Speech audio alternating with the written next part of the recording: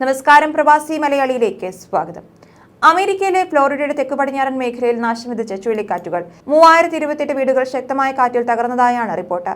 മേഖലയിലെ വൈദ്യുതി ഗ്രിഡുകളെ കാറ്റ് ബാധിച്ചതിനാൽ വൈദ്യുതി മുടങ്ങിയിട്ടുണ്ട്. 7000-ഓളം വീടുകളിൽ വൈദ്യുതി ലഭിക്കുന്നില്ലെന്നാണ് കണക്ക്. നാശനഷ്ടങ്ങൾ ഉണ്ടായെങ്കിലും മരണങ്ങളൊന്നും റിപ്പോർട്ട് ചെയ്തിട്ടില്ല. 4 പേർക്ക് പരിക്ക് പറ്റിയിട്ടുണ്ട്. കാറ്റിന്റെ ശക്തി ഇപ്പോൾ ശമിച്ച നിലയിലാണെന്നും അപകടാവസ്ഥ കഴിഞ്ഞുവെന്നും റിപ്പോർട്ടുകളുണ്ട്. യുഎസിന്റെ കിഴക്കൻ തീരങ്ങളിൽ ശക്തമായ മഴപ്പെയ്ത്തും മഞ്ഞുപെയ്ത്തും സൃഷ്ടിച്ച കാലാവസ്ഥാ വ്യതിയാനത്തിന്റെ ഭാഗമായാണ് ചുഴലിക്കാറ്റുകൾ ഉടലെടുത്തതെന്ന് യുഎസ് കാലാവസ്ഥാ അധികൃതർ വ്യക്തമാക്കി. ശക്തമായ ശീതതരംഗം ഈയിടങ്ങളിൽ നിലവിലുണ്ട്. EF2 വിഭാഗത്തിൽപ്പെടുന്ന ശീതക്കാറ്റുകളാണ് ഫ്ലോറിഡയിൽ വീശിയടിച്ചത്. മണിക്കൂറിൽ 200 കിലോമീറ്ററോളം വേഗത കാറ്റ് കൈവരിച്ചിരുന്നു.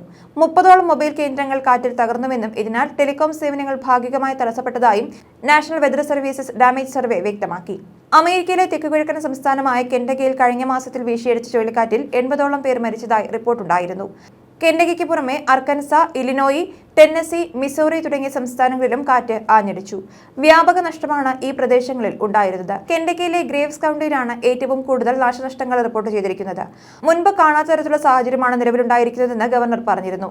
അർക്കൻസയിൽ കെട്ടിടത്തിന്റെ മേൽക്കൂര തകർന്ന് നിരവധി ആളുകളാണ് മരിച്ചത്. ന്യൂസ് ഡെസ്ക്, പ്രവാസി മലയാളി.